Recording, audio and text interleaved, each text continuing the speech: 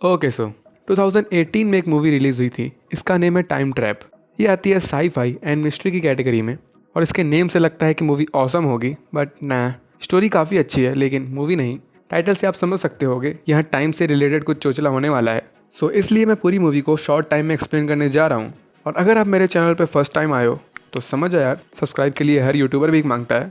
So let's start and you all just have to sit down, keep calm and listen to me. So movie के main plot पे बात करने से पहले मैं इसमें हो रही कुछ इंपॉर्टेंट चीज़ें बता देता हूँ। सो मूवी में हमें एक केव दिखाई गई है, गुफा। यही केव है मूवी का मेन सेंटर, लेकिन ये कोई नॉर्मल गुफा नहीं होती।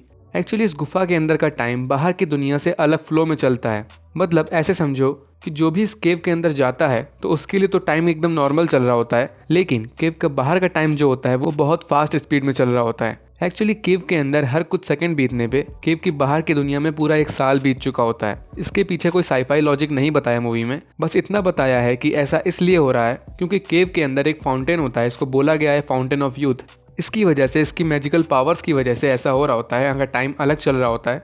और केव के अंदर एक और मैजिकल चीज़ होती है, एक वाटर का छोटा सा पॉन्ड टाइप का कुछ होता है। इसको हीलिंग वाटर बोल सकते हैं क्योंकि इसकी पावर्स होती हैं कि इसके टच में जो आता है वो हील हो जाता है। इवन मरा हुआ इंसान भी इसके अंदर आके वापस जिंदा हो जाता है। सो ये होता है पूरा केव के अंदर का सीन। अब आते हैं एज यूजुअल मेन प्लॉट पे। सो मूवी के स्टार्ट में हमें एक बंदा दिखाया जाता है, एक आदमी। इसका नेम होता है प्रोफेसर हॉपर और ये उसी जादुई केव के आसपास घूम रहा होता है।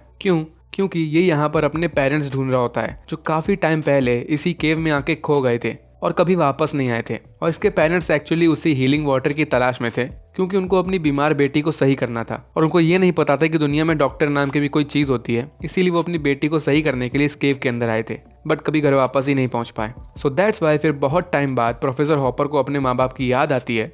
सो इस केव के पास जाने लगता है, लेकिन पहले ये अपने स्टूडेंट से जाके मिलता है। इसमें एक होता है टेलर और एक होती है जैकी कि अकेले केव में किसी को ढूंढने जा रहा है। और फिर ये केव के बाहर पहुंचता है। सो इसको बाहर से केव के अंदर एक आदमी दिखता है, काउबॉय, बट वो कोई मूव नहीं कर रहा होता, एकदम पॉज हो चुका होता है। लेकिन एक्चुअली में केव के अंदर की मैजिक की वजह से ऐसा हो रहा होता है। बताया था मैंने कि केव में जो भी होता है उसके लिए बाहर की दुनिया का time super duper fast speed में चल रहा होता है, लेकिन यहाँ हॉपर उसको बाहर की दुनिया से ही अंदर देख रहा होता है। सो इसलिए हॉपर उसको सुपर डुपर स्लोमो स्पीड में देख पा रहा होता है। सिंपल। खैर, हॉपर केव के अंदर जाता है और इसको एयर में एक बबली इफेक्ट जैसा देखने को मिलता है।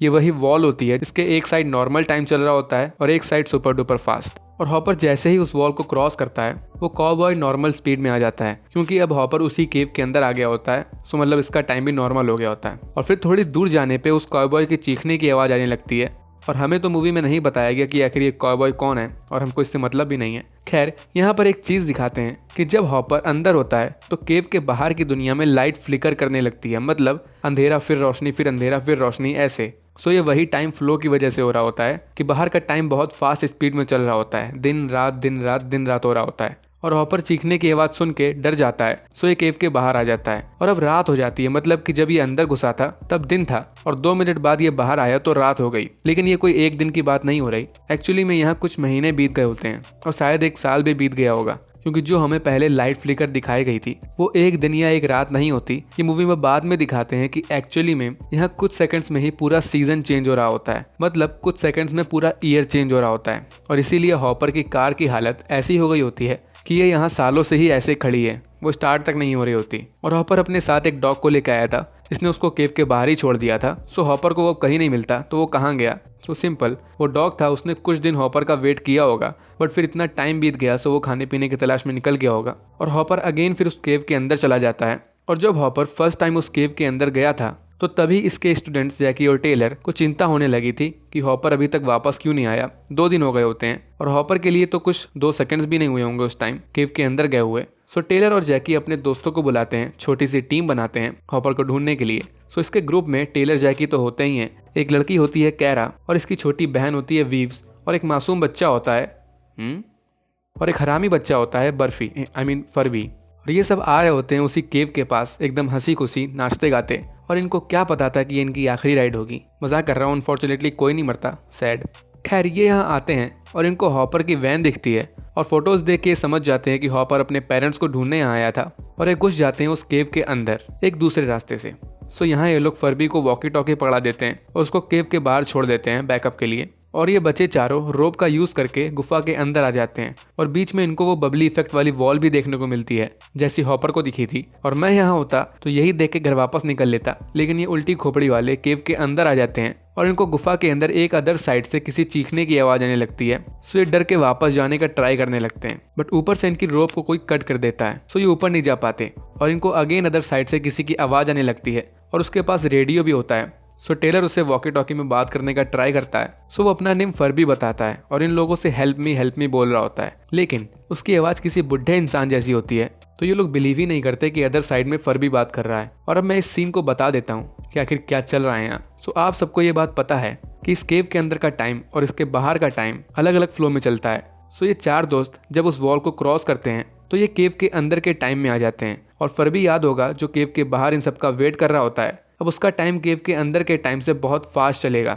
सो अब दो डिफरेंट टाइम फ्लो के हिसाब से सोचो, ये चारों जिस टाइम केव के अंदर आ रहे हैं सो फर्बी बाहर वेट कर रहा है और इन लोगों ने जब तक गुफा की जमीन में पैर रखा वहाँ फर्बी का पूरा दिन बीत चुका होता है और ये लोग जब तक गुफा में दाएं बाएं देख रहे होते हैं तब तक फर्बी रात बिता के सुबह जग चुका होता है और प्लान करने लगता है कि गुफा के अंदर कैसे जाएं अपने दोस्तों को ढूंढने। सो फर्बी को एक तीसरा रास्ता मिलता है गुफा के अंदर जाने के लिए और इस साइड तब तक इन लोगों को अदर साइड से कुछ लोगों की आवाजें आ रही होती है जिन पे अपन थोड़ी देर बाद बात करेंगे।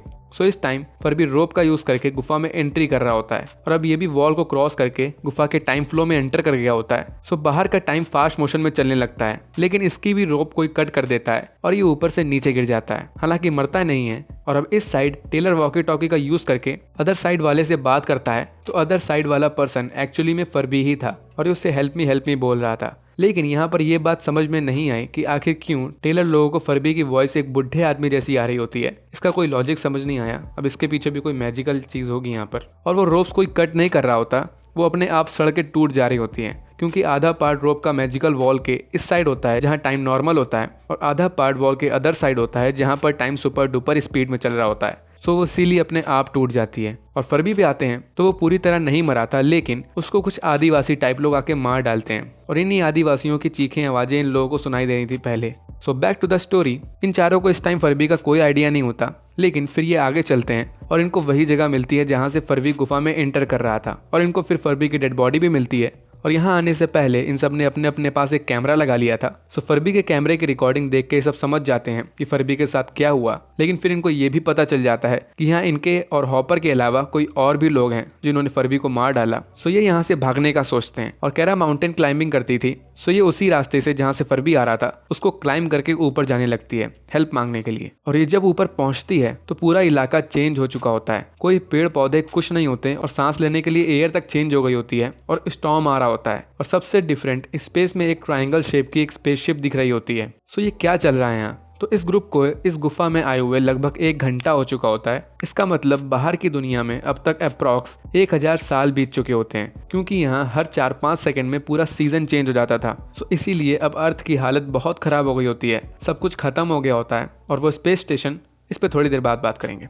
सो कैरा केव में वापस आती है, अपने दोस्तों को सब बताती है और ऑब्वियसली ये लोग इस पे बिलीव नहीं करते क्योंकि कैरा को पूरा 1 सेकंड भी नहीं हुआ था ऊपर गए हुए इन लोगों के पॉइंट ऑफ व्यू से। सो कैरा इनको पूरी रिकॉर्डिंग दिखाती है और अब इनके दिमाग की बत्ती जलती है कि आखिर क्या चल रहा है यहाँ, कि बाहर की दुनिया तो खत्म हो चुकी होती है। और इन सबका रिएक्शन देखो तुम, एक को याद आ रहा है कि इसकी डेट थी नेक्स्ट वीक, एक को याद आ रहा है कि इसका रेटा प्लान 5 दिन बचा हुआ था। गर्ल, तुम्हारे पेरेंट्स, तुम्हारी जायदाद सब जा चुकी है, बाहर दुनिया में कुछ नहीं बचा, जागो ग्राहक जागो। खैर यहाँ से अब ऑब्वियसली फ्यूचरिस्टिक चीज़ें चालू हो जाती हैं क्योंकि रियलिटी में ये सब अब फ्यूचर में आ गए होते हैं। सो ऊपर से एक लैडर गुफा में आती है, फ्यूचरिस्टिक लैडर, जिससे एक बड़ा सा जाइंट टाइप का आदमी नीचे आने लगता है। ये जाइंट एक्चुअली में ह्यूमन ही होता है, लेकिन 1000 साल बीत चुके होते हैं। सो 8 फीट का नॉर्मल ह्यूमन होता है ये इन चारों को कुछ नहीं करता, लेकिन इसके ऊपर वो आदिवासी टाइप लोग अटैक कर देते हैं। सो क्वेश्चन यहाँ यही आता है कि आखिर वो आदिवासी लोग कौन है। सो ये गुफा तो बहुत टाइम पहले से होगी ना, सो इसलिए ये आदिवासी लोग अपने टाइम में इस गुफा में आके फंस गए होंगे और सेम वो काउबॉय भी, वो भी अपने किसी टाइम में आके इस गुफा में आके फंस गया होगा। खैर ये चारों अब गुफा में और अंदर भागते हैं और इनको हॉपर के मॉब और डैड मिलते हैं। एक्चुअली उनकी डेड बॉडी मिलती है, इनको वही आदिवासी लोगों ने मार डाला होता है और अब ये टेलर पे भी अटैक कर देते हैं और इसको भी मार डालते हैं। और कैरा काफी रोती है कि ये क्या हो गया, लेकिन याद होगा मैंने बताया था कि इस गुफा में एक हीलिंग वाटर भी होती है जिससे लोग वापस जिंदा तक किए जा सकते हैं। सो वो फ्यूचर वाला जाइंट यहाँ आता है और टेलर को उसी हीलिंग वाटर में फेंक देता है, जिससे उसके सारे वुंड्स हील हो जाते हैं और वो जिंदा हो जाता है। मगर वो आदिवासी लोग आके उस जाइंट का ऑक्सीजन मास्क तोड़ देते हैं, जिससे अब वो सांस नहीं ले पा रहा होता। लेकिन वो सभी आदिवासियों को कैद कर लेता है और मरने से पहले वो एक न्यूज़ चला देता है जिसमें वो बता रहे होते हैं कि दुनिया के लग गए होते हैं, यहाँ अर्थ रहने लायक नहीं बची होती, इसलिए वो स्पेस में एक स्पेसशिप बना रहे होते हैं जिसमें 2.5 लाख लोग तक रह सकते हैं। सो जो पहले हम लोगों को स्पेसशिप दिखाई गई थी वो इसीलिए थी, सारे बचे कुचे ह्यूमंस को उसी के अंदर ले जा रहे थे और वो मार्स प्लेनेट में अपना नया ठिकाना ढूंढने के लिए टेक ऑफ होने का प्लान कर रहे होते हैं। सो इन सबको अब लगने लगता है कि यहाँ मजाक नहीं चल रहा, दुनिया बर्बाद हो चुकी है। और टेलर फिर गुफा में और अंदर जाता है और फाइनली ये हॉपर को वहाँ ढूंढ लेता है और इसको एक और वॉल दिखती है बबली इफेक्ट वाली। सो वॉल के अंदर टाइम और स्लो चल रहा होता है, कतई स्लो, इतना स्लो कि इसके अंदर जो गया सो वो बाहर आने के सोच भी नहीं सकता। और इसी के अंदर होता है फाउंटेन ऑफ यूथ और इसी को लेकर, इसकी मैजिकल पावर्स को लेकर इसके सामने वॉर चल रहा होता है। किसको नहीं चाहिए ऐसी मैजिकल पावर्स, लेकिन वो सब पॉज वाली स्टेज में लग रहे होते हैं क्योंकि यहाँ का टाइम अलग चलता है और इसीलिए हॉपर टेलर को उसके अंदर जाने से रोक लेता है, वरना वो उसके अंदर फंस जाता। बट हॉपर की हालत खराब थी, उसके पेट में बड़ा घाव था, प्रॉब्ली उन्हीं आदिवासियों ने मारा होगा इसे। सो इसलिए चलने की हालत में नहीं होता और टेलर को इसे छोड़ के जाना पड़ता है और ये उसी जाइंट की लैडर का यूज करके केव से बाहर जाने लगते हैं। बट अब अदर साइड में इनको पानी मिलता है। सो यहाँ पानी कहाँ से आया? सो इनको अब और आधा 1 घंटा हो गया होगा। सो बर्थ में कुछ और बचा ही नहीं होगा सिर्फ पानी के अलावा। लेकिन फिर उस पानी के अंदर से कोई चुड़ैल के हाथों वाला क्रिएचर कैरा को अपने साथ घसीट लेता है और फिर कैरा के पॉइंट ऑफ व्यू से दिखाते हैं तो यहाँ के लोग एकदम पॉज हो गए होते हैं, जैसे वो कॉयबॉय पॉज था। यहाँ कोई मैजिकल चीज नहीं हुई। जैसे हॉपर के पॉइंट ऑफ व्यू से वो कॉयबॉय पॉज था, सेम कैरा के पॉइंट ऑफ व्यू से ये सब पॉज हो गए होते हैं क्योंकि वो बाहर की दुनिया में थे। और कैरा के साथ क्या हुआ? सो वो चुड़ैल के हाथों वाले क्रिएचर इसकी हेल्प करते हैं। सो कैरा उन सब एलियन से घुल मिल जाती है और वापस गुफा के अंदर आती है अपने दोस्तों को बचाने। और ये तब तक पॉज ही थे क्योंकि यहाँ का टाइम अलग चलता है। और कुछ रोप जैसी चीजें आती हैं और सबको गुफा के अंदर से अपने साथ घसीट के ले जाती हैं, सारे मरे हुए लोगों को भी, सिर्फ आदिवासियों को छोड़ देती हैं और उस जाइंट को भी। पता नहीं उसने क्या बिगाड़ा था इनका। और फिर यहाँ से सीधे उस ट्रायंगल शिप का सीन दिखाते हैं क्योंकि ये सब अब उसी के अंदर थे और ये लोग उस हीलिंग वाटर को भी उठा लाए थे। सो उसका यूज करके सब मरे हुए लोग वापस जिंदा हो जाते हैं, फर भी, हॉपर के पेरेंट्स, सब। But still I want justice for that giant, वो भी वापस जिंदा हो सकता था। खैर यह मूवी खत्म हो जाती है। एंड में अर्थ बर्बाद हो गई होती है, अर्थ में अब कोई नहीं बचा होता और इस स्पेसशिप का लास्ट मिशन यही होगा शायद कि गुफा से सारे मेंटली सही इंसानों को रेस्क्यू कर लो और अब ये सब निकल जाएंगे मार्स में, वहाँ अपनी लाइफ बिताएंगे। और खुशी देख रहे हो सबके चेहरे पे, देख के लग रहा है इन्होंने 10 मिनट पहले अपना सब खो दिया। खैर तो गाइस ये थी स्टोरी टाइम ट्रैप की। बोला तो स्टोरी अच्छी है लेकिन मूवी और एक्टिंग बिलो देन एवरेज थी। So if you like the video then hit the like button और ऐसे ही और इंटरेस्टिंग वीडियोस के लिए चैनल को सब्सक्राइब भी कर लेना। सो मिलते हैं नेक्स्ट वीडियो में, तब तक के लिए stay tuned and bye bye.